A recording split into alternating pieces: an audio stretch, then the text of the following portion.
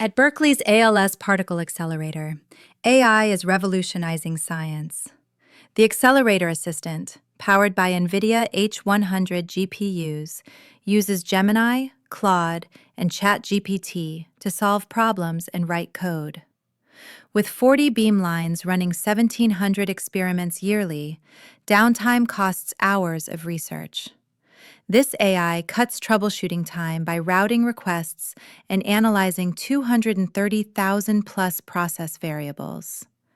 Scientists now recover from issues faster, keeping critical experiments online. A blueprint for smart infrastructure in nuclear and fusion facilities. Looking for UN-CENSORED?